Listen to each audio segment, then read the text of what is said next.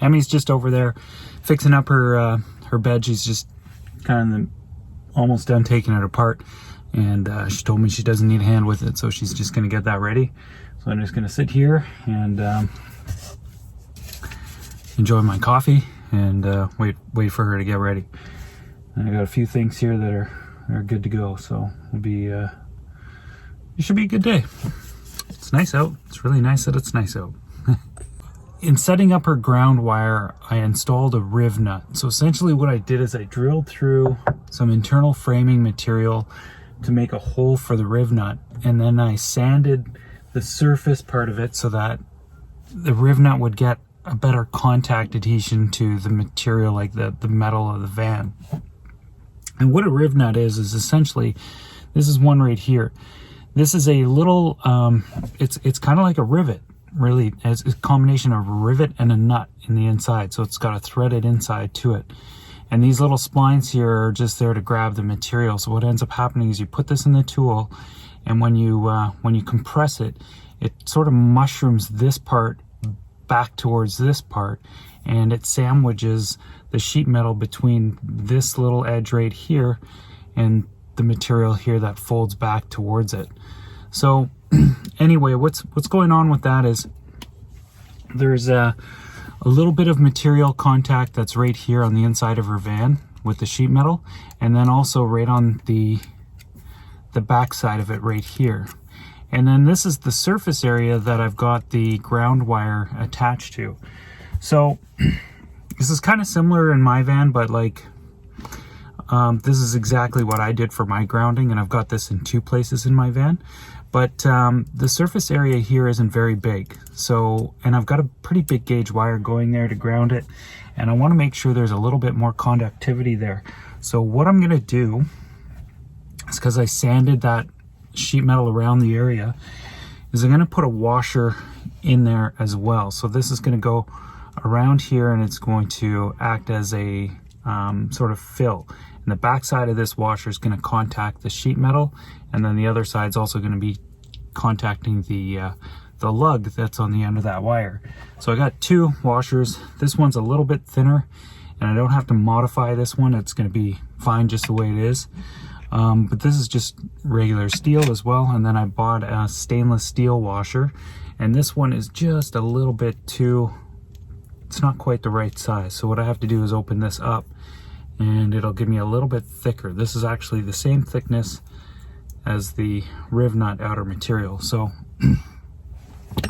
one of them's going to work, and when you do put these in, they do tend to indent the metal a little bit. So if I put this one on, it might actually space it off too much, and then there won't be as much contact here, but it'll be contacting through the washer, in which case I'll use this one because I want to maximize the contact between all those metals. I wonder if, yeah, I might be able, I could almost reach it from here. I'll see if I can reach it. Oh yeah, this is perfect.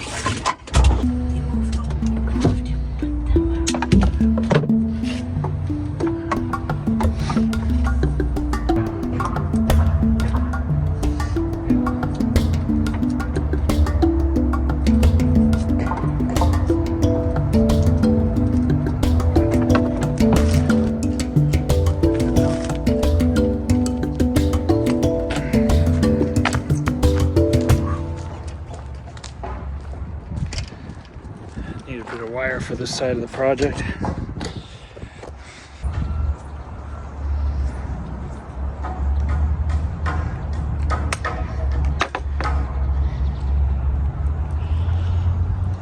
Well, it's a little bit harder to work with this in the cold. So the way these lugs are is they got the offset on one side, and if you're using an A&L fuse holder like these ones, you'll kind of want to center this so that it's in the middle of this hole, you know, not to one side or the other. At least this is what I do, and I guess you don't have to do this, but I like things to be real neat, so.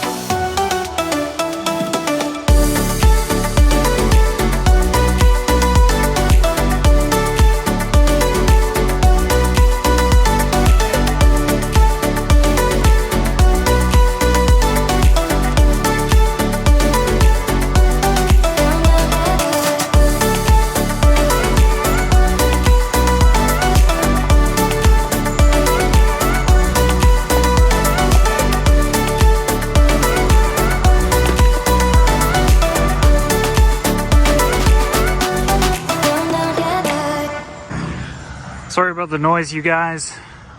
That is a guy over there working on a staircase.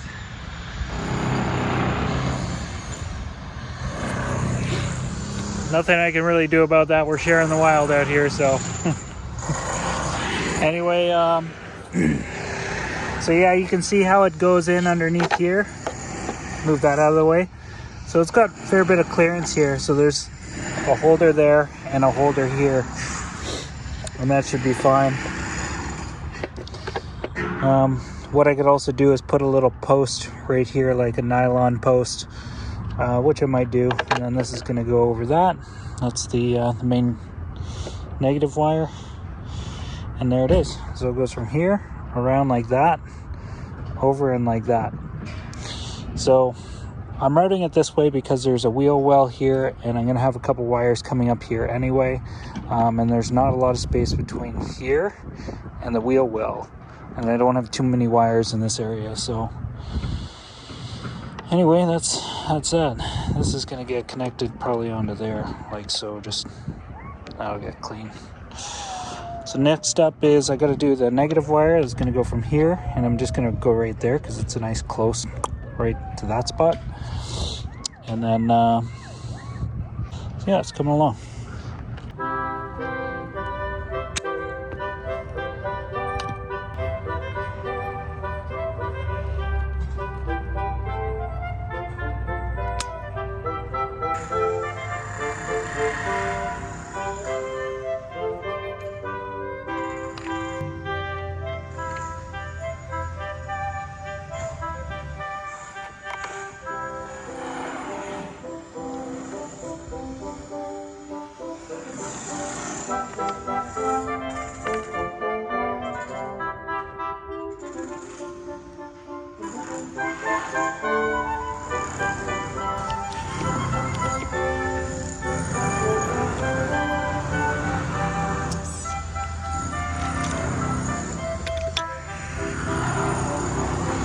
There we go. That's the wire for right in there. So what I'll do, this one, straighten it out for a sec. Because it's negative, I'm just going to heat shrink the whole thing.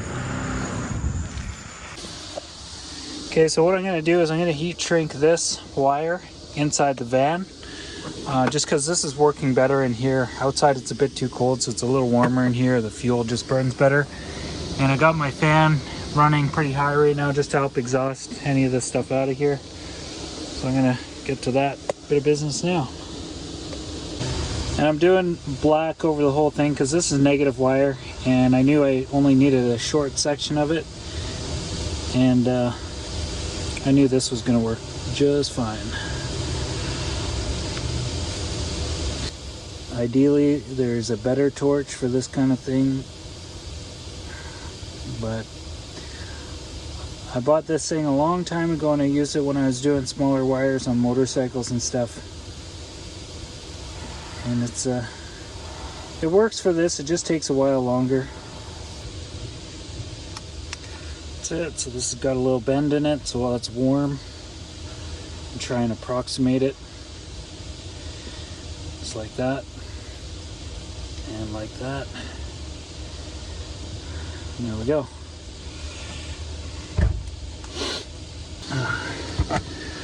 I can smell Amy's lunch. It smells really good. Let's go see what she's doing.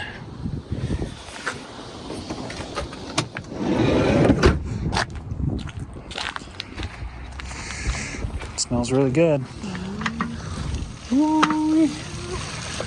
I love that you're putting buckwheat in there. I haven't had that in a little while. Oh yeah, I didn't have that minutes, but yeah. Yeah. That's what I had. I need a little pot just so I can cook that exact like buckwheat. Yeah. Yeah. Just take like, I don't know, 10 minutes and I put the lid on. Yeah.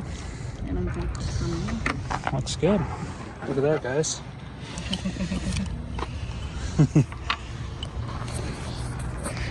Got a vegan lunch today. I like that. All right. So that's going to go there like that. And the other end's going to go right there like that. It's perfect.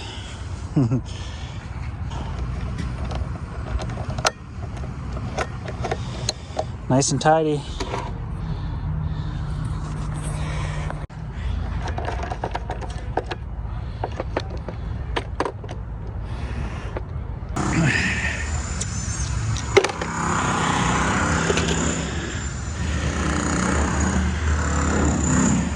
That's it.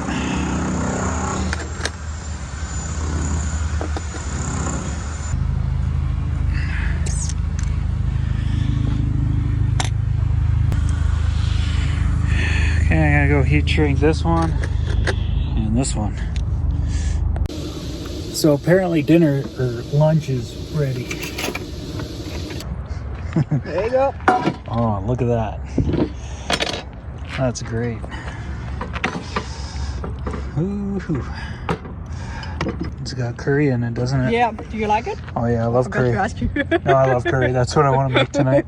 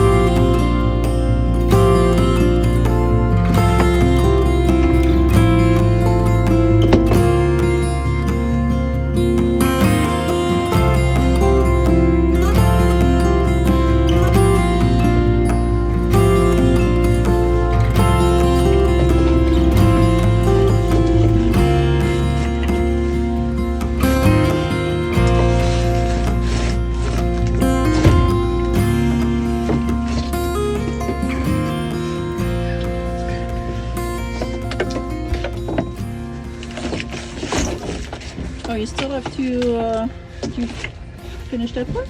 I did. Oh. That is done. I didn't even saw that part.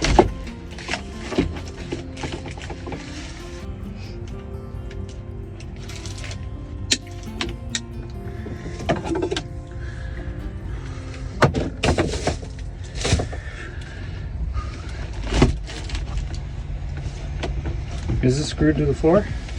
No. But do you screw it to the floor? It's just screw it here and eventually screw it to the floor. Wherever it goes.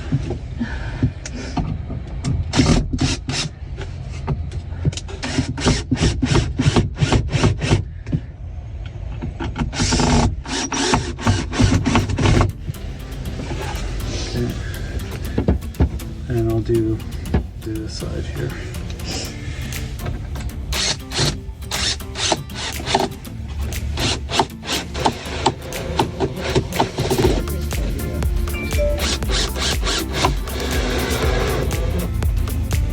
Just get a couple L brackets on there just because Yeah, I was screwing on a screw a couple times.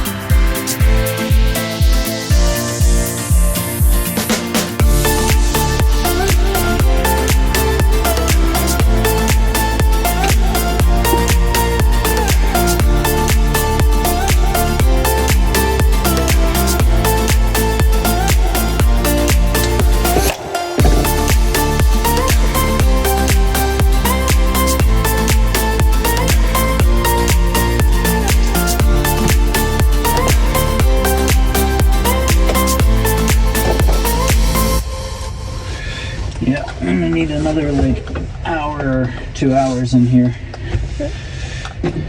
Okay guys, so this is the layout, and yeah, the next step is, this is the battery negative cable right here.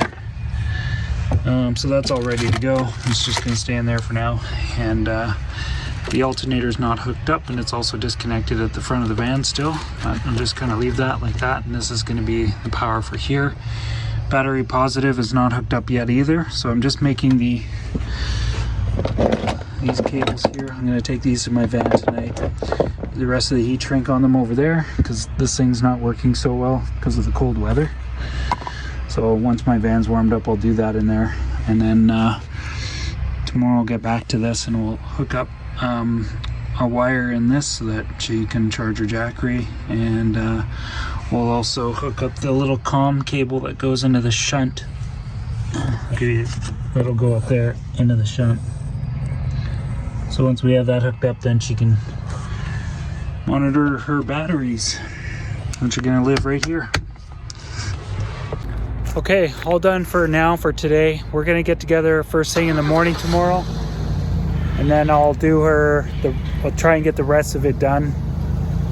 I'm really crunched for time because I gotta go read a bunch of material. I've got a Zoom meeting tonight that I gotta be prepared for it. And Jeffy's been asking for help too. And I gotta get my taxes in order. I'm kind of stretched a little bit with that. And I've got, I just got a lot. And I got another friend in Squamish that's been asking me to come do a custom countertop at his house. I'm like, brakes, buddy. I'll come check it out, but I got to put the brakes on all this stuff for people. I still got to finish my van, and yeah, it's a lot.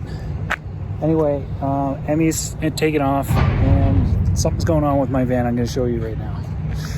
Okay, since it's been sitting here today, you see this big puddle of water? That has leaked out of my van. And there's got to be, I would say, you know, with evaporation and all that, there's probably 1.5 liters of water that came out of my van today. And Emmy pointed it out to me. And you can see under here, it's been kind of dripping out of where the sheet metal seam is, out of the back there and right here. And I'm noticing a little bit of rust right here, and some of it's starting to show here and there. So I have no idea where this water's coming from. That's the stow and go storage right there, so it's not that. Sometimes they keep like jars of soup or stuff like that in there, but nothing's leaking out of that. Other than that, here's my water storage, and I checked this. None of these are leaking, and there's no moisture coming down out of there. So we're good. There's nothing leaking out of the fridge. This is all dry and clean, and all the products that I keep back here, which is basically a Lysol, some vinegar, and some stain remover for laundry, and then some olive oil. None of that stuff's leaking. Diesel's not leaking. It's not diesel. The inside of this thing here, it's wet in here. Look at this. This is all wet. And I'm really puzzled where this water is coming from. All of this looks dry. You know, there's no signs of water leaking down the side of the door.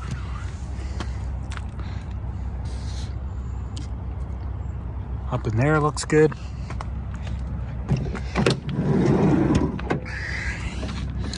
And the back side of the door here looks good too. So, you know, this is fine. So I'm wondering if something up in here is leaking. Somehow, it's a lot of water, guys. I don't know if it's like the screw holes that go through here, but then it'll be coming out in other spots, I would think. So there's the sealing points. I don't know if water's getting down in through this part, this strip. Max air fan's good.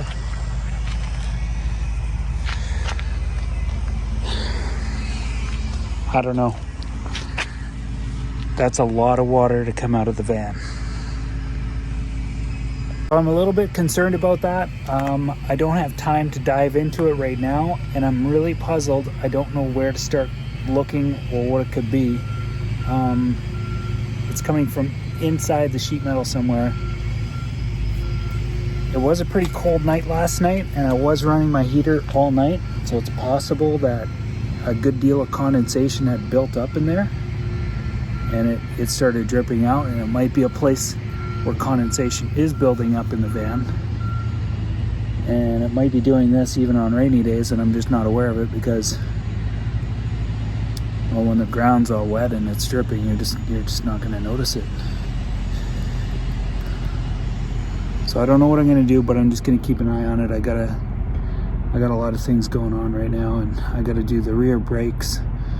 I got to get the suspension looked at again.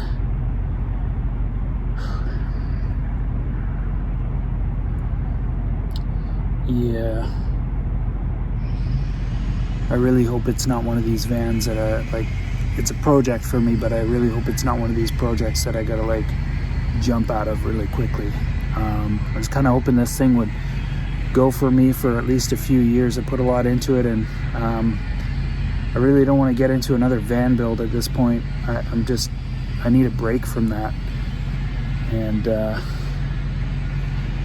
I just need to rest, you know, and go make some cool videos out of nature. And about that, I've been in cities. I've been in Vancouver. I've been in Squamish a lot. I haven't been out in the wild that much at all, really. And that's okay. That's kind of my intention right now, is just to, this time of year, if you know me in the past, this time of year, once the hunting season ends and winter time rolls in, it's a real restorative time for me. It's a time to kind of regroup and get things sorted out and all that kind of stuff. There's Christmas, there's taxes, there's personal stuff to sort out, and I like to get all that stuff kind of knocked off by the time springtime comes. Anyway, and then I go outside a lot more. So that's my plan this year. But I got a lot of things to sort out.